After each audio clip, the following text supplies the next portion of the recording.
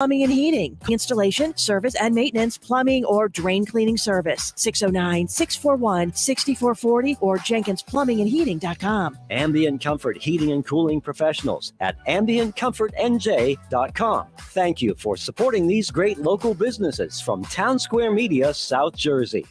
With all the sports we have, every time of the year is the best time of the year. And the crowd just buzzing with excitement. On 97.3 ESPN, WENJ, WENJ HD, Millville, Atlantic City, a Town Square Media station. This is Game Night with Josh Hennig on 97.3 ESPN and the free mobile app. Now, live from the Matt Black Kia Studios. What a move! Here's Josh Hennig. Well, that was disappointing last night. Sixers lose in probably the most hollow, disheartening way possible, sending their fans home, basically just feeling like, what the heck just happened? Well, we'll break it down the best we can here on the Power Hour known as Game Night on 97.3 ESPN. Sixers Game 7 this Sunday. We don't have the time yet. It could be 8 o'clock. It could be 3:30. But either way, you'll hear it right here on 97.3 ESPN. Joining us in less than 20 minutes from now will be Bally Sports NBA insider Brandon Scoopy Robinson. We'll get Brandon's perspective on the NBA playoffs because there are a lot of ramifications tonight for how the playoffs are going to go moving forward. You look at the big picture of the postseason and you realize that the NBA playoffs are basically going to come down to a handful of players. And we saw that in a very encapsulated sense last night, because last night's game pretty much came down to two players, Joel Embiid and Jason Tatum. And at the end of the game, Tatum showed up. Jason Tatum outscored the 76ers by himself 16-13 last night. I don't think it is a small or negligible perspective to look at a game like last night and just not know how to respond to it. I know why they lost. They lost for three specific reasons. But what that means for the next game, I don't know if it means anything. Because the Sixers might be the most fortunate team in the NBA because they are now going to have multiple days off before they play again. You know, the Lakers-Warriors, that game's tonight. If they get to a Game 7, they don't get the extra day off the 76ers are. Now, the Knicks and Miami do, and I'm sure that there's some scheduling reason for all of that. But right now, the Sixers are going to get an extra day off, and that is absolutely massive for them because you have to wonder, after Joel Embiid looked fatigued at the end of Game 4, the big game he had on Game 5, and the disheartening game last night, is maybe that extra day even that much more important for the 76ers? By the way, here's the exact explanation for what will happen. So, if the Warriors win tonight, then they will play at 3:30 Game 7 on Sunday. And the Sixers, they will tip off at 8 p.m. If the Lakers win tonight, there will be no Lakers Warriors Game 7 on Sunday. And in that case, the Sixers tip off will be 3:30. So, as I asked Mike Gill just a few minutes ago on the Sports Bash, if you want a 8 o'clock game on Mother's Day night for the Sixers, then you are rooting for the Warriors tonight. And if you want a 3:30 tip-off, you're rooting for those Lakers. And we hear that game right here on 97.3 ESPN. As I mentioned, there were three things that happened last night that stood out to me more than anything else. Number one, the Sixers shot 36% from the field. Completely ridiculous. For a team that looked engaged and passionate and into the game on Tuesday, last night they looked like they were completely out of it. And I don't know if it was an adrenaline dump at home. I don't know if the guys weren't focused. I don't know if it was just purely a bad day at the office. But for whatever reason, the Sixers shot horribly. And when Boston makes 7 more threes than you do, that is a clear sign that you're not going to win that game. I told you guys multiple times during this series, if Boston makes a lot of threes or they make a significant amount more than you do, you cannot win. The way Boston's offense is built, they are built to succeed when they make threes. The second reason you lost the game last night was because Embiid not being involved at the end of the game. And I don't know the exact reason why it happened, but what I feel like is everyone seems to agree. You heard Mark Jackson say it to Mike Gill on the Sports Bash. You heard Greg Anthony say it to an extent this morning on Keyshawn, J. Will, and Max. Corey Alexander said it on SportsCenter. Everyone keeps saying the same thing. Joel Embiid has to demand the ball. And that's not me saying it. That's not you listening on 97.3 ESPN FM or on the 97.3 ESPN mobile app powered by First Bank of Seattle. It's guys who played in the league. It's guys who played in the NBA. It's people who know the game because they played the game. And they're saying, dude, Embiid, you're the MVP. You got to demand the ball. So definitely Embiid is at fault for part of the game last night. So my number 2 reason why they lost is Embiid didn't take control of the situation. He didn't demand down the stretch, you got to give me that ball. You got to feed me the rock. The third reason why you lost the game was James Harden lost his head last night. I don't know if he was distracted. I don't know what the reason. I mean, Harden's explanation after the game about how, he was basically hunting for fouls, to me, is a pretty weak explanation. I've been told, and I've complained about this, and I will not stop complaining about this until James Harden. Notice I didn't say anything about James Harden and this point that I'm about to say for a week. You know why? Because he showed me in game 4 and 5 that he can do it. That he can be the player, and he did it in game 1 as well, by the way. He showed me multiple times in this postseason, in all 3 Sixer wins, he could be the guy who controls the pace of the game. He could be the guy who doesn't make a ton of mistakes. He could be the guy who asserts himself wherever he is needed in the game. And then you have last night, and he looks like a guy who doesn't know what he's doing. And I just have to wonder, at what point does James Harden not realize, have the self-awareness? One of the problems we have in society today is there's a group of people who lack self-awareness, no matter what area of life you go in. You can go to the store, you can go get gas at your local gas station. You can go to your favorite brewery. You can go to the beach. You can go for a walk on the boardwalk. You might just be driving around on a casual Saturday afternoon. You could be doing anything, and there's this group of people whose self-awareness is practically less than nothing. And last night, it's like James Harden was one. He was simpatico with those people. He was in alignment with the airheads of society when he thought, I'm just going to keep forcing the ball and hoping something happens.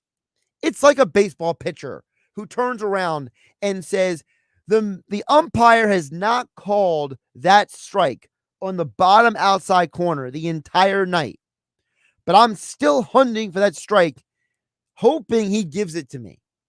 And I'm going to keep complaining that he's not giving it to me when literally the umpire the entire game has not given you that strike call. He's given you other strike calls, but he hasn't given you that. And it's like Harden was so obsessed with getting that foul and getting to the foul line that he never made the adjustment.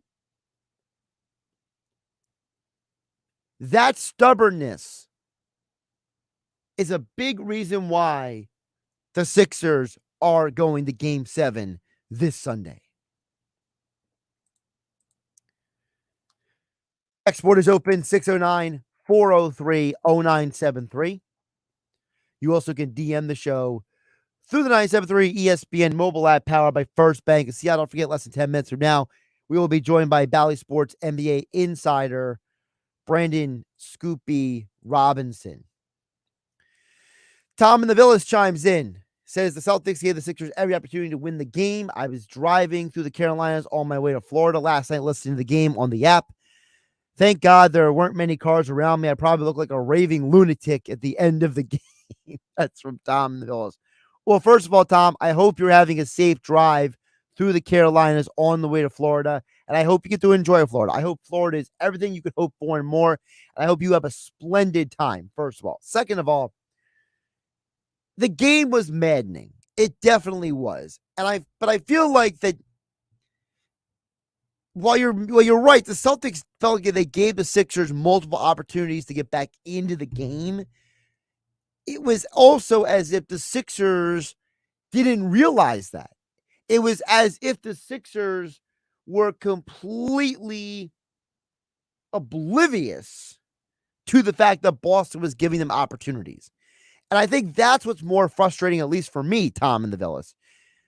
To me, Tom, I feel like last night, the entire Sixers team, aside from one player, two players, lacked any legitimate awareness and urgency. PJ Tucker, Tyrese Maxey.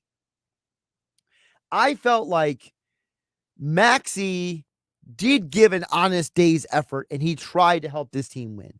And PJ Tucker scored more than DeAnthony Melton and Tobias Harris combined. And for whatever reason, Melton got a chunk of minutes at the end of that game. And it was, if you blame Doc Rivers for anything, it's not having PJ Tucker out there for enough minutes. It felt like that with Melton and Harris on the floor, Boston just said, hey, those are two guys who are not making shots. We don't have to play defense against them at all. We got to worry about Embiid, Harden, and somebody else. Also on the text board, 609-403-0973. George at Summers Point chimes in and says, hey, Josh, can you give me an explanation for the last 4 minutes of the Sixers game last night? Was it because Boston was playing good D, or was it because Doc didn't have the right plays called for Joel, or was it because the Sixers are just not good enough to beat Boston? I want to believe that it's not the last option because the Sixers have shown enough during this playoff series. But they didn't play like it last night. George, Summers Point. George, I think that the explanation is honestly none of the above. I think the Sixers just beat themselves. Last night, Doc is he's so low on the list of people I got to blame last night. To me, I blame Harden and Joel 1 and 2. If you want to put Joel 1 and Harden 2 or vice versa, that's up to you. But to me, last night was your two star players, the former league MVP and the current league MVP, didn't do their jobs. And I think that's a huge reason why the Sixers are going back to Boston. I don't think Boston's defense was that great. I don't think Doc did something wrong. In fact, you could argue Doc was almost losing his voice in the huddle, yelling at the guys. It was like Embiid and Harden were not mentally fully engaged. And I blame them for that. I don't blame the coaches. I can't blame Boston because Boston didn't exactly play a great game either. I think these are two teams that are not very far apart. And the team that shoots better, the team that doesn't turn the ball over, and the team that wants it more is going to win Game 7 this Sunday. And hear all the action right here on 97.3 ESPN. It's Sixers Celtics Game 7 this Sunday on 97.3 ESPN with the voice of the 76ers, Tom McGinnis, calling all the exciting play-by-play action. Tatum, outside right, 5 to shoot, fires for 3, ball game. A 3-point shot. It's Sixers playoff basketball on your radio home of the Sixers in South Jersey, 97.3 ESPN. The Sixers are in Boston to take on the Celtics on 97.3 ESPN. Save thousands at Matt Blatt Kia. Get out of your old trade today, even if you owe thousands more than it's worth. Go to mattblattkianj.com for more details. That's mattblattkianj.com. It's gotta be a Matt Blatt Kia. With your choice of select sandwich, nugs, fries, and a drink, Wendy's $5 Biggie Bag is your go-to. Your nugget wingman. Your hot and crispy fry co-pilot. Just like us. We're like the bag boys. What? Bag boys, what you gonna do? What you gonna do when we bring your food? For a deal you can count on, bet on Biggie and choose wisely. Choose Wendy's. Bag boys. U.S. price participation may vary. Includes choice of double stacked ABC or crispy chicken sandwich with 4-piece nuggets, junior fry, and small soft drink. Third-party delivery pricing may be higher. I switched to Boost Mobile and got a free Samsung Galaxy A23 5G phone. Want to know the best part? It was free? Nope. The fact that it's on America's largest 5G networks? Nope. It's the ding. Oh, yeah. Love the ding. Right? It's all about the ding. It's the dingarooski, the dingaroner, the ring-a-ding-ding. Unleash your power to save with Boost. Get a free Samsung Galaxy A23 5G phone when you switch. Boost Mobile. Unleash your power. And the ding. Limited time offer. New customers only. Available on select networks. 5G not available everywhere. One device per line. Tax excluded. Additional restrictions apply. See your local Boost Mobile store for details. Texting enrolls you in recurring automated marketing text messages. Consent not required to purchase. Message and data rates may apply. Leaving for the gym so early? I'm ready to go. Since you started taking Nugenix Total T, you've been acting like when we met in our 20s. I feel like myself again. Lower testosterone after turning 40 slowed me down. Nugenix Total T has been a game changer for me. What is it about Nugenix Total T that's different? Well, it's a patented key ingredient called Testofen.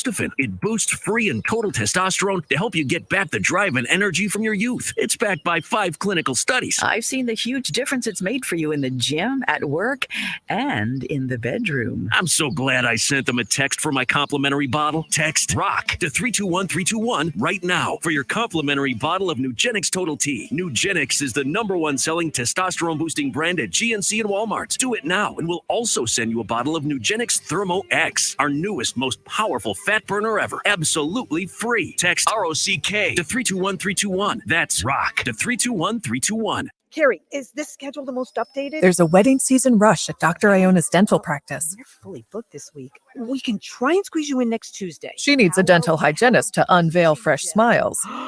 How long has 3 been under the UV light? Indeed can help her hire great people fast. I need Indeed. Indeed you do. We instantly connect you with quality candidates whose resumes on Indeed match your job description. Visit Indeed.com/credit and get $75 towards your first sponsored job. Terms and conditions apply. What should we do with the broke propeller? What should we do with the broke propeller? Don't look at me, I wasn't driving. Thank you, you're not helping. I don't even know why you bought this boat. You told me that you loved this boat. That was before you wrecked the boat. Well, now you've made it awkward. Accidents don't just happen in sea shanties, so Progressive Boat Insurance has you covered. Take as little as 4 minutes to see what you can save at Progressive.com. Progressive Casualty Insurance Company and affiliates, covered subject to policy terms and not available for all boats or in all situations. Finding great people to hire can be like trying to find a needle in a haystack, but not with ZipRecruiter.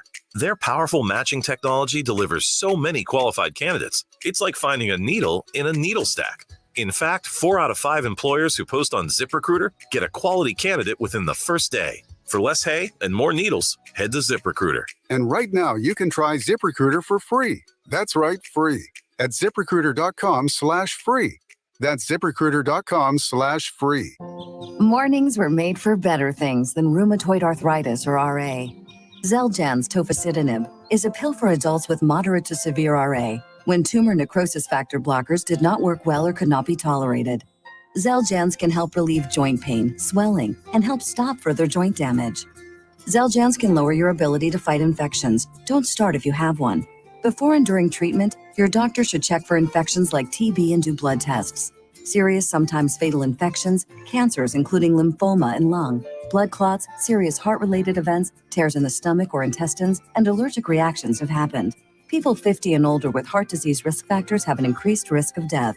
Tell your doctor if you've had hepatitis B or C, have flu-like symptoms, are prone to infections, or have ever had a heart attack, stroke, clot, or other heart problems, or swelling of lips, tongue, throat, or hives. Ask your doctor about prescription Xeljanz. Visit Xeljanz.com or call 1-844-XELJANZ. For exceptional savings on your next BMW, visit BMW of Atlantic City. Shop our entire lineup of your favorite new BMW models, located in Egg Harbor Township and online at bmwatlanticcity.com. You're listening to Game Night with Josh Hennig on 97.3 ESPN and the free mobile app. Sixers, Celtics game 7 again this Sunday. Hear the action here on 97.3 ESPN. We're no time yet. We're waiting on Lakers Warriors tonight, which is begins at 9:30 p.m. tonight on 97.3 ESPN FM, the 97.3 ESPN mobile app powered by First Bank of Seattle. Get more into the NBA playoffs and the big picture of all of these things. He's a friend of mine. He's a friend of the show. Always appreciate him making a time for us. Brandon Scoop B Robinson, NBA insider at Scoop B on Twitter and Instagram for the full Scoop B experience. My friend, welcome back to the show. How you doing today? Brother, happy Friday. I'm good. How are you? I'm doing well. So here's where I want to start with you, because I love one thing about you is that you're a big picture guy. You're not just a micro, tiny little thing in here and there. This whole Sixers-Celtics series has felt like a pendulum swing the entire time. Where do you think the pendulum swing goes next after what we saw last night? I do not know. Well, congratulations. We're all in the same boat then. That's good to know. Listen, and I say that because I know you use the pendulum analogy. To me, this is more like a 12-round fight. And last night was the 11th round, and we got to wait till Mother's Day for round 12.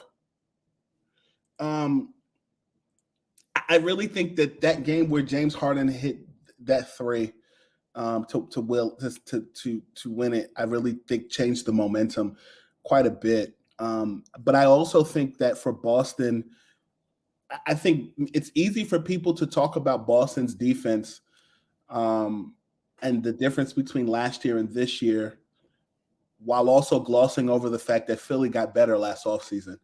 Right. And I think it should be said that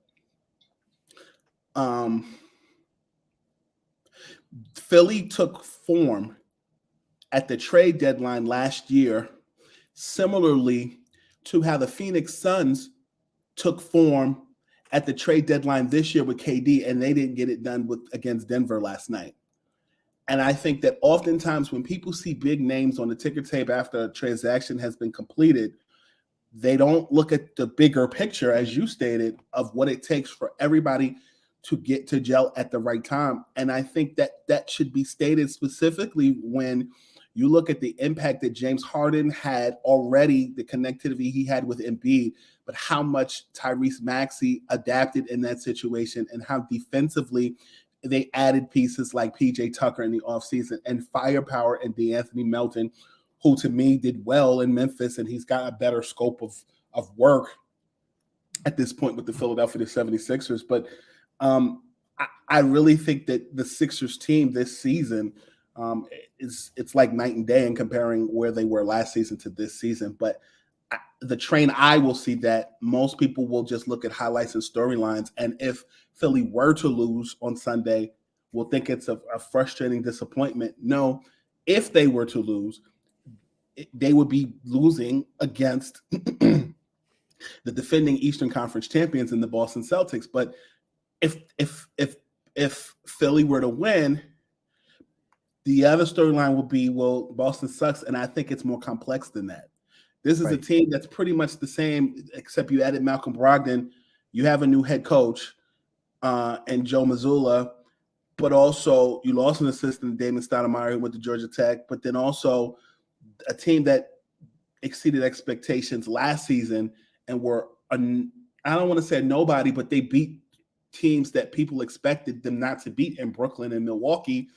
And then this season, their defensive scheme is just different. They've also had issues with Robert Williams' health. So there's just a lot that goes into it. So if we were to illustrate my bigger picture, it's analyzing all those things, and most people don't have that attention span to look at all of that.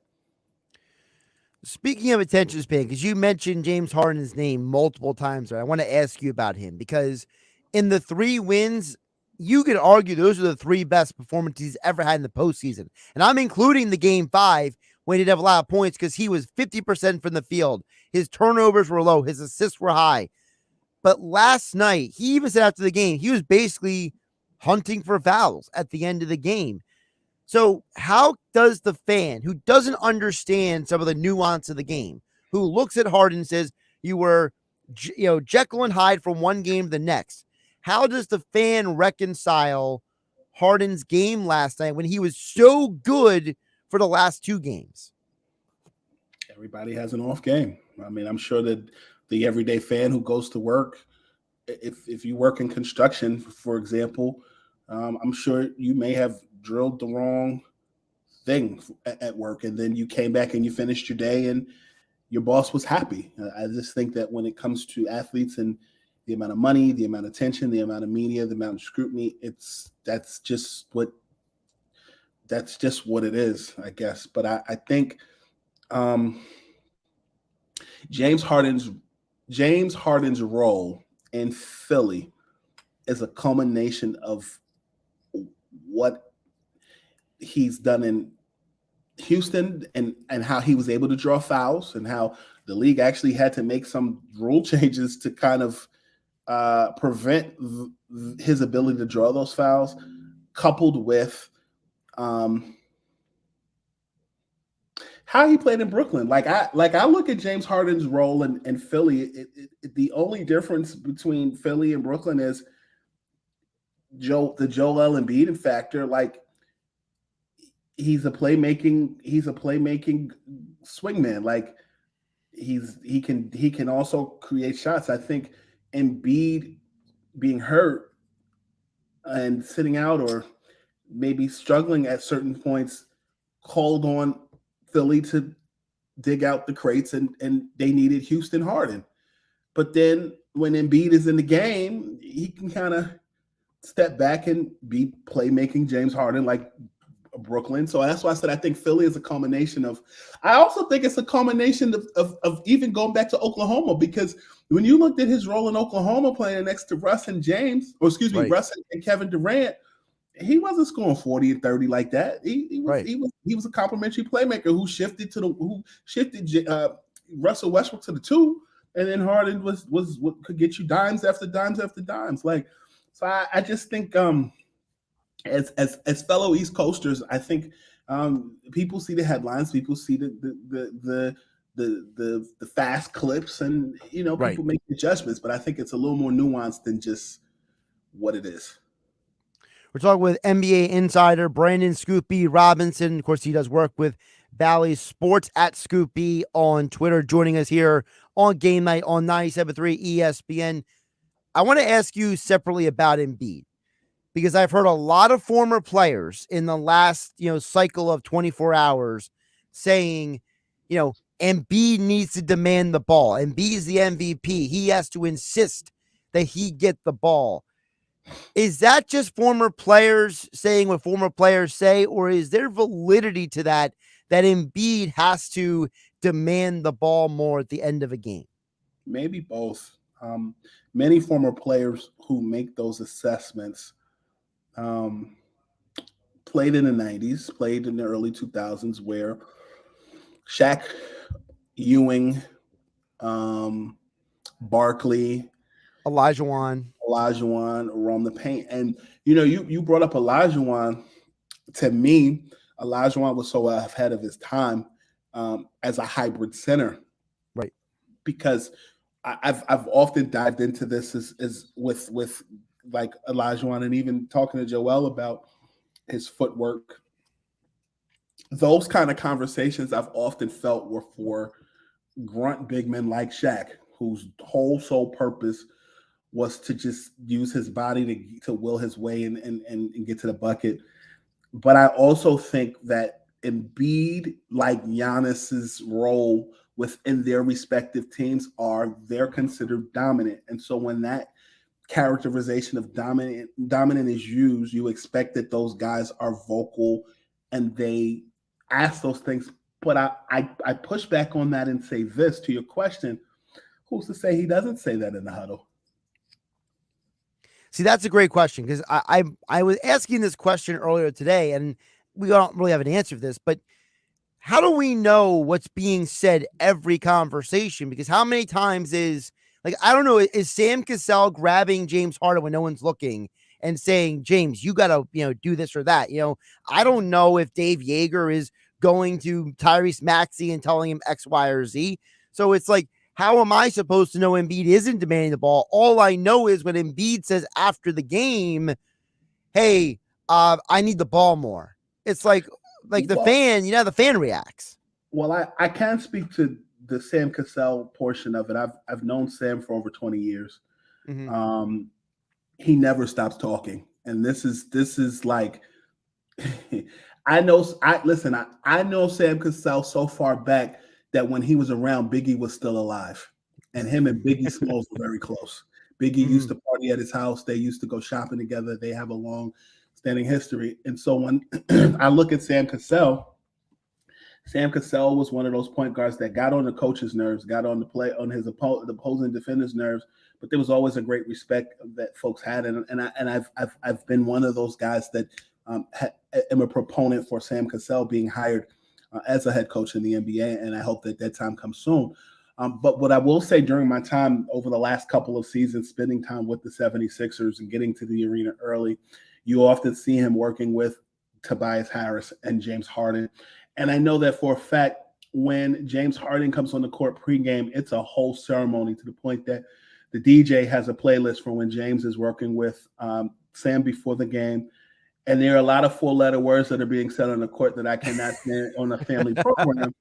So that probably answers your question or what you said about the kind of conversations that Sam is having as a player development / actual assistant coach on Doc Rivers' bench, as to the amount of it's funny.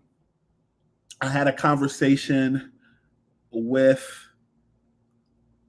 somebody a few days ago that was a mentee of Sam, and I won't totally give up the conversation, but the one thing that I will say in that conversation was that he said that when Sam was still a player and getting ready to transition into being an assistant coach in the league, he is a friend, he is an advocate, and this particular player that shared this with me was deciding on whether or not he was going to retire or not.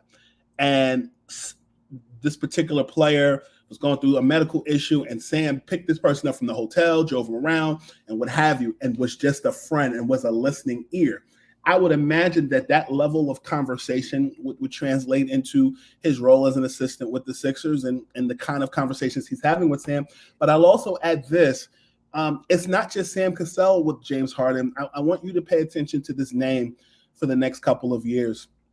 There's a shooting coach in the NBA named Chuck Ellis. Chuck Ellis is actually from Philadelphia. I actually went to school with Chuck's cousin at Eastern University on the main line. Chuck has been traveling with James throughout the whole playoffs, and will get to the arena hours early before you actually see James in pregame workouts. And the conversations that Chuck is having with James, but also the text conversations that are between them that I'm privy to, are very inspirational. As much as it is him exporting those skills on the court, it's also spiritual, it's also mental, and it's his approach to the game that has been throughout the course of this season. I've shared on your show that he has a home gym at his house, but he has a home gym, and he's got his friends that he competed with and were teammates with at his house working with him. So he's shooting at home, he's shooting hours before the game, and he's got not only Sam Cassell at his arsenal, but also Chuck Ellis, who was very instrumental in his development throughout the course of the playoffs. My friend, I want to ask you about the games tonight before I let you go. First, Knicks Heat. That series right now is 3-2 Miami. Jalen Brunson, there's no way he's going to be able to play an entire game again and be borderline perfect again, right? Like, I mean, his teammates has got to give him a little extra breather tonight because, no offense, the Jalen Brunson, I love Brunson as a player, but it's like you literally just played 48 minutes and you played almost a perfect basketball game. The odds of him being able to do that again are not very high, right? Villanova's own Jalen Brunson. Don't you forget it. His dad, assistant coach with the Knicks, a former coach at Camden, local to the area. Yep. I'll say this about Jalen Brunson. I think he exceeded a lot of people's expectations this season. But I do think that the Knicks, at least in this game, a home game for Miami, I think in some respects their youth could show. Because Miami has in the last few years been to the NBA Finals in the bubble, but also I think it's not just Jimmy Butler that has been efficient in this series, and I think that at times the Knicks have been at a disadvantage because they've been without Emmanuel Quigley on that Knicks bench, and Grimes has been in and out, but also. I think experience is going to could prevail, and I think the Miami Heat don't want to have to come back to Madison Square Garden because even though the Knicks are a young squad, sometimes when you're young, you think you could kick your uncle's ass, and I think that in this instance, if they have to go back to Madison Square Garden, I think the Knicks could come out swinging and could surprise a lot of folks. So if I'm Miami, it would be in their best interest to close it out in Game 6 this evening. How concerned are you in this Warriors-Lakers game about Wiggins' injury? I think that Andrew Wiggins has proven that he is a winner. I think he's proven that I feel like his mental, from having missed a lot of games for various reasons during the regular season, I think he's been rested. I think he's been in a situation where he got knocked down, but I don't think he's out. But I'm also of the belief that the Lakers have the chance to close it out this evening, and I think they're going to take full advantage of that. I think that the Warriors to be in the position that they're in has been nothing short of a miracle, specifically because of the amount of time that both Steph Curry missed and some of the other pieces in that organization. And members of the Warriors have shared with me that they were literally going to have to gel during the playoffs. And the fact that they were able to pull that off against Sacramento, it also wouldn't surprise me if they were able to take it to a Game 7 against the Lakers as well. They're just a resolve with that team that I'm impressed with. And again, like the Celtics, the Warriors are defending champs in their respective conference. And the Lakers are trying to get to the mountaintop in that regard. They're both two seasoned teams looking to make that happen. But I think that the Lakers do have an advantage in this game. Two more before I let you go. I always love your perspective on the big picture, as I said earlier. NBA viewership is up across the board 20%. We have some of the most viewership in the NBA playoffs in 10 years. Not pre-COVID, 10 years ago we're talking about. What does it say to you that people are at what is basically one of the all-time highs in recent years in terms of interest in the NBA playoffs? The alternative is watching reruns of Friends, watching AEW, which is actually a good product. But I think that the playoffs, to me, has for the person who is not a diehard NBA watcher, the playoffs for them is what a lot of people who don't watch the baseball playoffs or don't watch baseball until the playoffs start. Like, I think it's always a good playoffs when you have New York, Los Angeles, and LeBron James in the fold. I think for those who just say basketball isn't the same since Michael left, I push back on that because I also think that the NBA, as much as I'm not a fan of it, they know better than me. The play-in tournament drew interest. I also think that I think a lot of people feel as though with social media that people are more interested in clips than actual games. I'm in the middle on that, but I do think that I think people love drama, people love storylines, and people I think Game 6s and Game 7s, particularly on Mother's Day, are sellable. That's why I was a little disappointed last season when the Warriors and the Celtics did not go to Game 7, because if I'm not mistaken, had that been a Game 7, it would have been on Father's Day. Mother's Day sells, Father's Day sells, Christmas sells. The combination of family, the combination of drama, the combination of LeBron, the Lakers, New York, the Celtics, all of that in one. It's a great family product, and it's the gift that keeps on giving.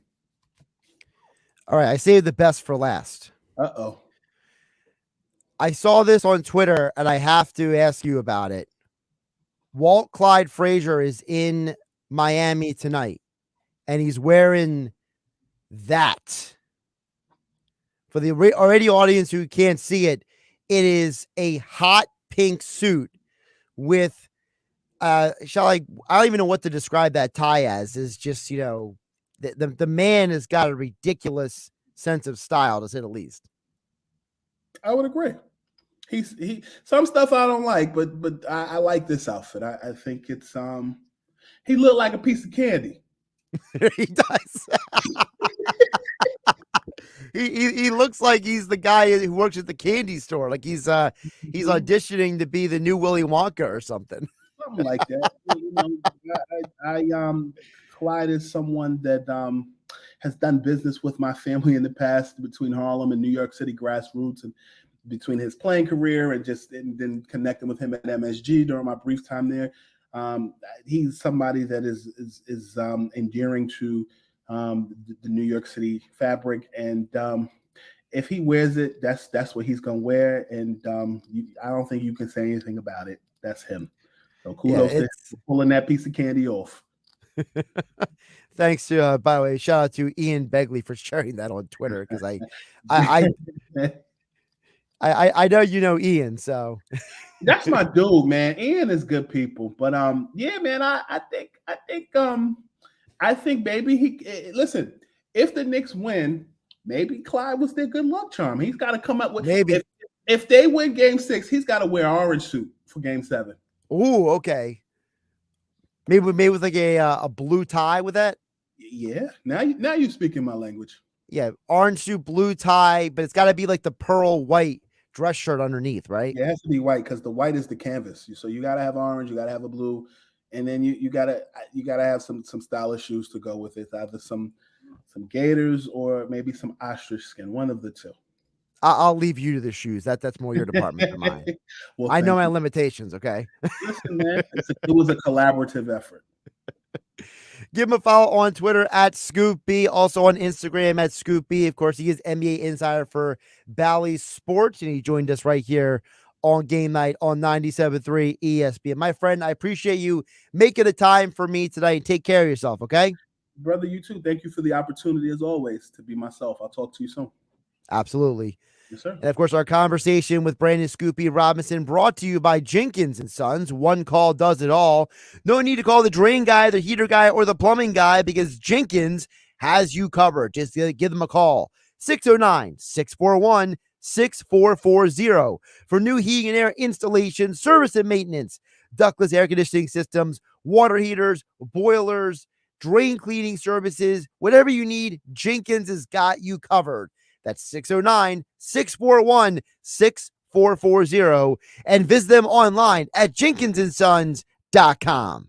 The NBA playoffs continue on ESPN Radio. Now the pass goes inside of the dotted line. Wiggins turns, jump hook, yes, and one. The Warriors return home and survive a must-win Game 5. Now we head back to Los Angeles, where they face a must-win once again. Will they survive? Game 6 of the Lakers and Warriors, presented by Indeed. Coverage begins tonight at 9:30 Eastern on ESPN Radio and on ESPN. Listen to the NBA playoffs exclusively on 97.3 ESPN. With GMF financing, qualified buyers excludes Corvette. At Bennett Chevrolet, we're selling new Chevys at real GM supplier employee prices and not 1 cent more. And you keep all the rebates. Not some. I said you keep all the rebates. Up to $8,000 right now during our Memorial Day super sale. Some dealers think they can imitate Bennett by giving you a discount, but they keep part or all the rebates. Bennett Chevy gives you both the real deal GM supplier employee price plus all the rebates. Up to $8,000 during our Memorial Day super sale. And there's available 1.9% financing. Looking for used? Bennett will pay you a minimum $10,000 for any clunker, junker, or whatever you can drag to our lot towards any pre-owned in stock. That's at least $10,000. We pay a lot more for good trades. And unlike other dealers, our sales team is non-commissioned. They're paid on your satisfaction, not how much you spend. You've got to come experience the difference. Find new roads at Bennett Chevy, Egg Harbor Township, and BennettChevy.com.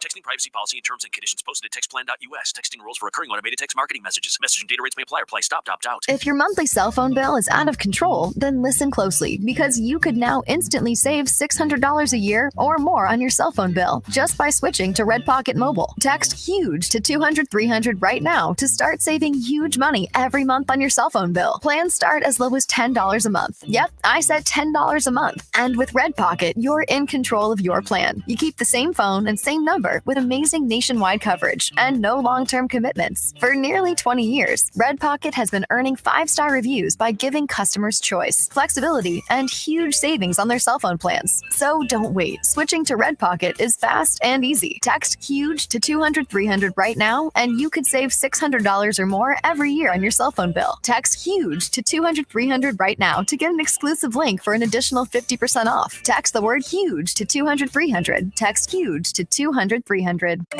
Welcome to America, the land of junk sleep, where it's bedtime, but you're double booked. Here, there's always one more deadline to meet, episode to watch, or meme to share. The world may not want you to sleep, but we do. Only the sleep experts at Mattress Firm can help you find the right bed at the right price. Unjunk your sleep. In store or online at mattressfirm.com today.